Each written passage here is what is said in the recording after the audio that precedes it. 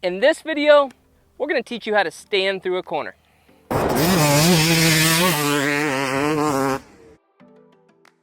So a few examples of why it's important to at least know how to stand through the corner is, 1, corners get rough. 2, sometimes getting the weight down in your foot pegs gives you more traction.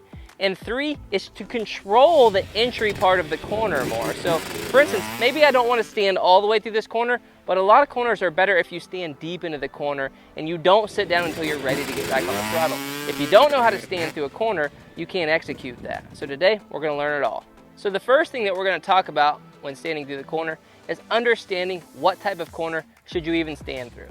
9 times out of 10, after you get on a soft track, the corner gets rough all the way through.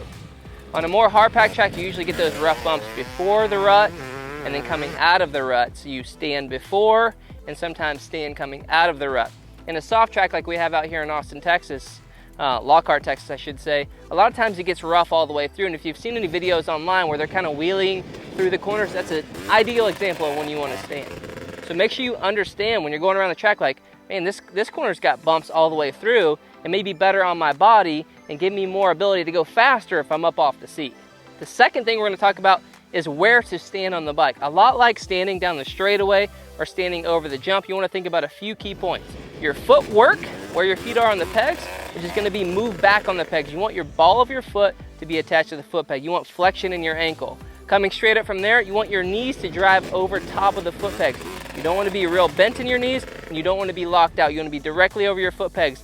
And then the most important out of this sequence is taking your hips and rotating them out, unlocking the hips so you can get the head down and have flexion in your whole body. If any joints locked up from your ankles all the way up to your hips, you feel all of the feedback from the track in your upper body.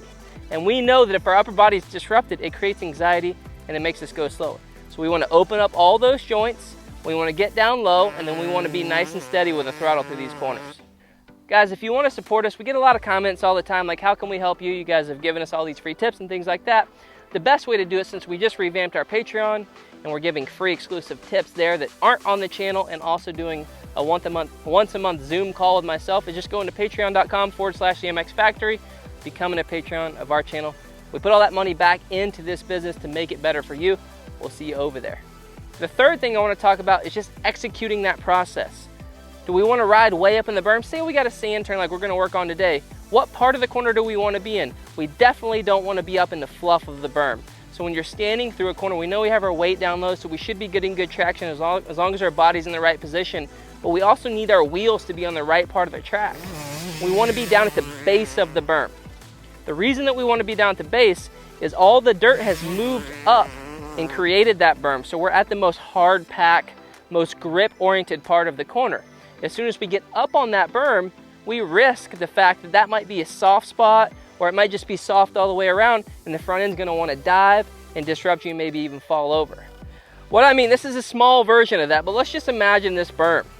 We want our tires here, okay? As soon as we get our tires here, look, it's over, right? This is just used if the tires start to slide to catch. And what's gonna happen when you slide is you're gonna push this dirt out, and you're gonna create even more of a berm. It's very rare that if you ride here that you're gonna blow that berm completely out. You're eventually gonna move enough dirt to create support back to that tire. But if you ride here, you're just gonna push through the berm, and you're gonna have some instability where your tires are. You're not gonna feel good, and likely you're gonna fall. Hope these tips help your riding. We'll see you guys next time. And don't forget, we've got a ton of other videos. So if sand's not your thing, you don't need to stand in the corners, make sure you check out, we've got hundreds of videos. Check them out.